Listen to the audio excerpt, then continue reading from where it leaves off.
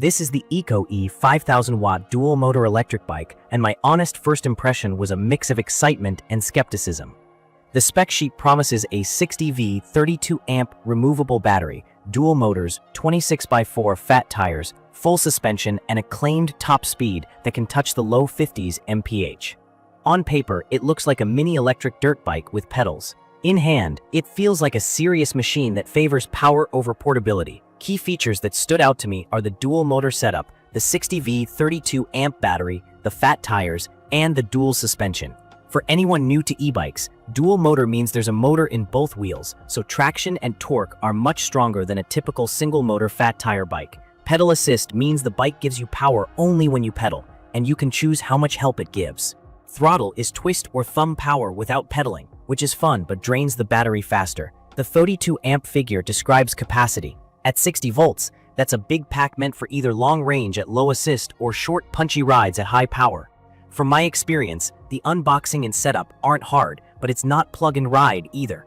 The frame, wheels, and drivetrain came aligned, but I still had to install the front wheel, handlebars, and accessories, and give the brakes a quick tune. The included accessories are actually useful: mirrors, phone mount, water bottle and holder, a rear cargo rack that doesn't feel flimsy, plus mounts for add-ons. The brand has video guides, which helped more than the paper booklet. The part I noticed right away is the weight. This isn't a featherweight commuter. Lifting it upstairs feels like moving a small moped. I've seen marketing blurbs toss around lightweight and foldable language for similar models, but my bike is neither light nor something I'd call portable. I don't have an exact scale reading, yet it's clearly in that hefty category that makes you think carefully before carrying it. Rolling it around the garage is easy. Picking it up is a chore. If you live in a walk-up, plan for a secure ground floor storage solution. On the road, torque is the headline. With both motors active and assist turned up, it surges. It pulls hard from a stop and scoots up short, steep climbs that make normal 750-watt e-bikes wheeze. On loose gravel switchbacks, the two driven wheels hook up noticeably better than a rear hub-only setup, and the fat tires help it float over sand and rough patches. It doesn't feel nimble in tight turns because of the mass, but the straight-line confidence is real. The dual suspension takes the sting out of potholes and roots. It isn't a magic carpet. Sharp, repeated hits still send some vibration through the frame into the saddle, but compared to a rigid fat bike, comfort is way up. Speed is where expectations and reality need a quick talk. Out of the box, my unit behaved like it was electronically limited around the high 20s MPH on flat ground with my weight and no wind. That's common for street-legal settings. The LCD has a settings menu, and the brand's own note says don't change LCD parameters at random, because different bikes use different values. In my opinion, that warning is there for a reason. And I'm not going to suggest anyone go poking around without knowing exactly what they're changing. I will just say, the chatter you see online about higher top speeds usually involves tinkering with those settings, which can affect reliability and local legality. If you want a commuter that sits comfortably at Class 3 speeds, the stock behavior makes sense. If you're chasing 50+ MPH, know what you're getting into and where you plan to ride. Range depends entirely on how you ride. On mellow pedal assist, cruising between 15 to 20 miles per hour and helping with my legs, I can stretch it a long way, especially on flat paths. When I run high assist or throttle heavy off-road, the battery drains quickly. That's normal physics. Dual motors plus heavy bike plus hills equals big power draw. Climbing a lot of elevation or doing repeated bursts will chew through capacity. The battery is removable, which I appreciate for charging in the house. Charge time is on the long side with the stock charger.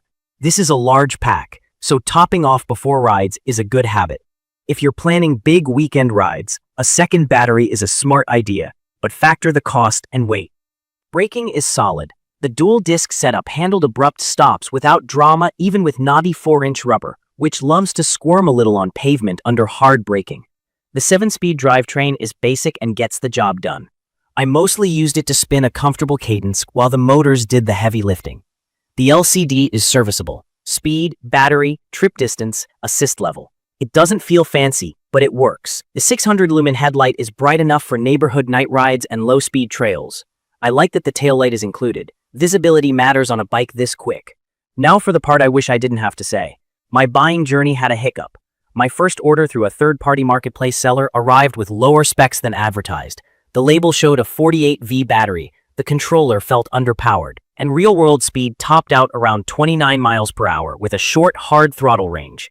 It wasn't the 60V32AH dual-motor experience I expected. I returned that one and reordered from a reputable seller, and the second unit matched the 60V32AH description and performed like the torque-happy machine I'm describing here. In my opinion, if you decide to get this bike, purchase from a source that clearly supports returns. Double-check the battery label and controller ratings on arrival, and keep the packaging for a bit while you confirm everything matches the listing.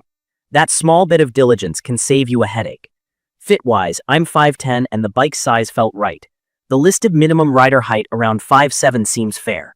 Shorter riders might find the standover and reach a bit tall, especially with the chunky tires. The weight limit around 330 pounds is generous, which aligns with the sturdy feel of the 6061 aluminum frame and the extra mass. It's perfect for riders who want raw, on-demand power, beach or snow float with those 4-inch tires, and the kind of hill climbing that makes steep, loose climbs feel doable without redlining your heart rate. It's not perfect if you need to carry a bike upstairs every day, or if you want a nimble, lightweight city commuter that you can toss on a wall hook. From my experience, the sweet spot is mixed use, city streets during the week, at Class 3 speeds, and trail or fire road fun on the weekend. Keep the tires at the right pressure for your surface. Lower for sand and chunky trails, higher for pavement, and it transforms the ride feel. Check your local rules on speed caps and throttle use. Staying legal makes life simpler. I'd recommend this for riders who value torque and traction over portability, who have a secure place to store a heavy e-bike, and who understand that the massive 60V 32 amp-hour battery gives you either big range with restraint or thrilling bursts with a trade-off in miles. If you have a long commute and expect consistent 35 to 40 miles per hour road speeds with no pedaling, adjust your expectations or plan for extra charging and possibly a spare pack.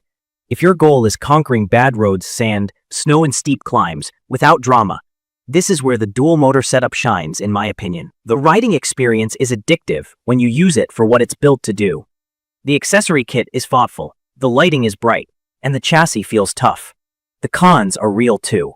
Weight that fights you on stairs, a charger that takes its time, and a speed story that depends a lot on settings and conditions. The caution about not randomly changing LCD parameters is something I take seriously. I want the bike to last, and I want it to be safe and compliant where I ride. In conclusion, the EcoE 5000W dual motor electric bike is a powerhouse with a personality. Treat it like a compact electric moto that happens to have pedals, not like a featherweight commuter. Verify your specs on arrival, ride within your local rules, and match the assist to your goals. Do that, and you'll get a fast, grippy, climb-anything experience that feels worth the effort. If this video helped, hit subscribe and drop your questions or your own range and speed numbers in the comments so others can compare. Thank you for watching.